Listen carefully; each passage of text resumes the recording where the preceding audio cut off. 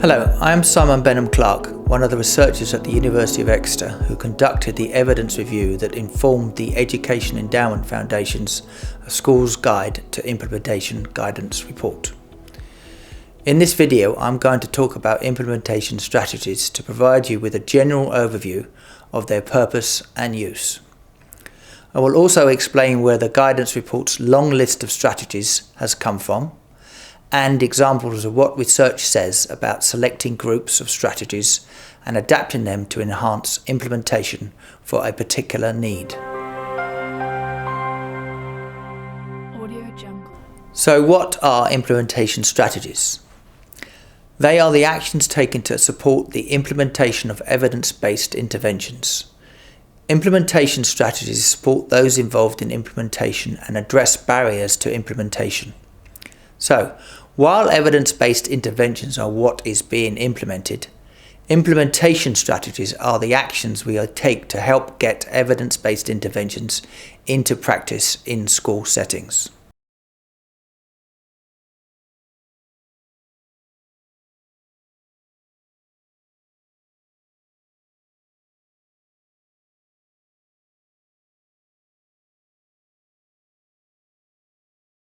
In the EEF Guidance Report, Appendix 1, there are 33 strategies listed.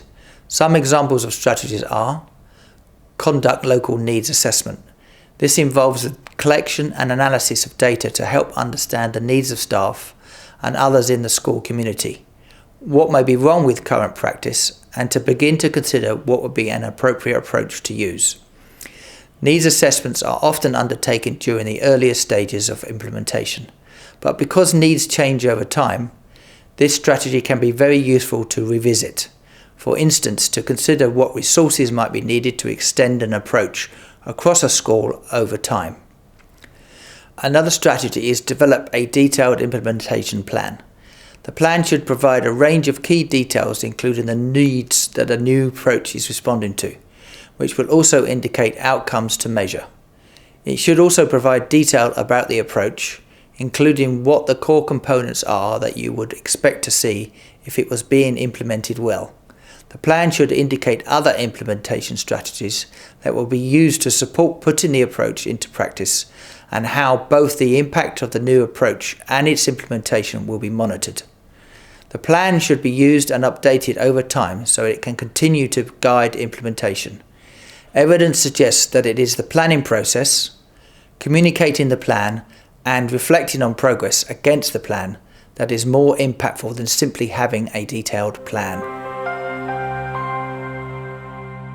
As there are more than 30 individual strategies, it is understandably helpful to categorize them into groups of strategies that might be selected at similar times in the implementation process or have a similar purpose. There are a couple of examples of this. One is from the EEF Guidance Report that indicates 8 overarching strategies that map onto different phases of implementation. Another similar set of overarching strategies is from our evidence review, where we organise each of the individual strategies under 8 overarching strategies. We can see in both examples that the 8 overarching strategies are similar and organised by implementation phase, with assess and address needs and context, or assess needs and setting, expected in the explore phase, whereas monitor and respond to data, or monitor and improve, is expected in the deliver phase. This is flexible. It is best to think about these overarching strategies, and particularly the individual strategies, holding relevance over time. The strategies might start to be used as a particular phase, but it will still be relevant to support implementers and revisit implementation plan when aiming to sustain an approach over time. We would not expect all 30+ individual strategies to happen, but it would be hard to imagine effective implementation without attention to the 8 overarching strategies, still recognising that some will be more amplified than others because of the approach or needs of the school. 8 overarching strategies will be easier to recall and think through, but we must consider the more specific strategies and which will help support the implementation of a particular approach in a specific school setting. I will now talk a little bit about where these strategies have come from and how to think about selecting them for use. They were developed by a team of academics who adapted implementation strategies from healthcare to educational settings. This sister taxonomy of strategies was the most comprehensive we located in our evidence review.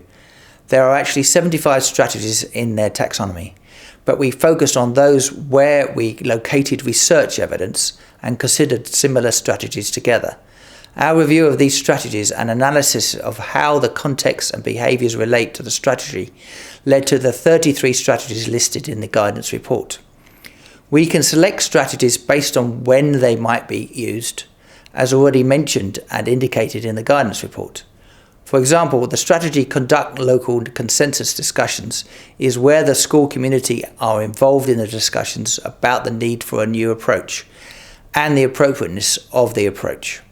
This is employed in the explore and prepare stages to address whether the identified problem or need is important and whether the new practices to address the identified problem or need are appropriate.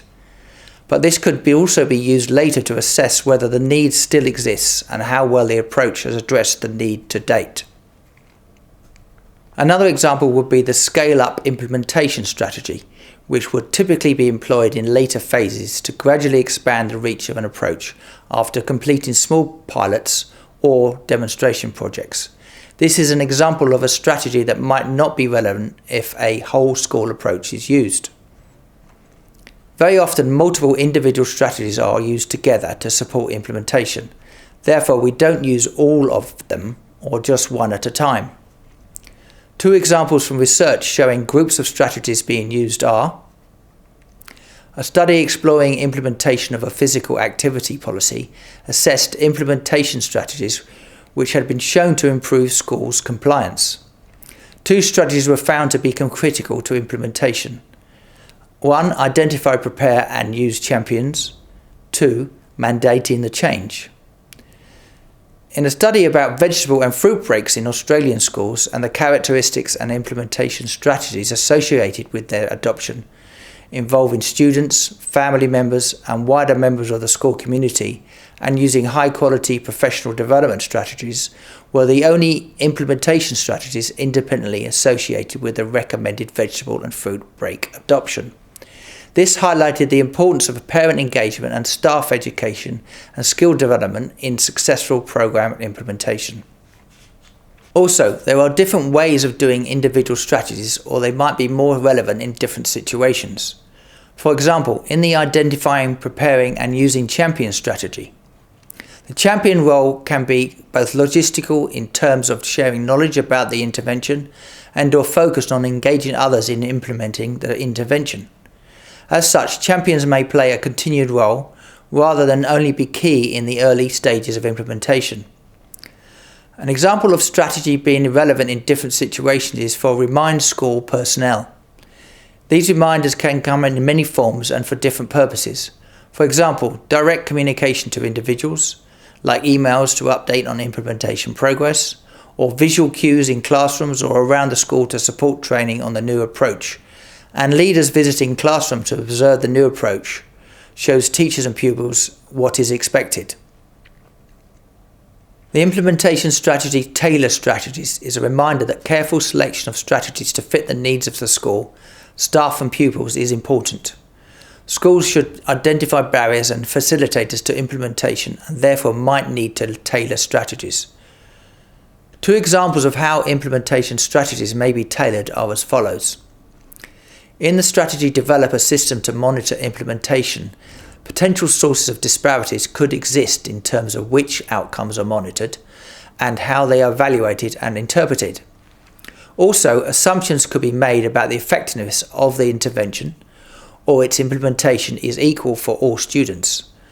Tailoring this strategy could include separating both implementation and student outcomes according to student characteristics. For example, pupil premium, special education needs and disability, or ethnicity. A second example is for the strategy shadow expert practitioners.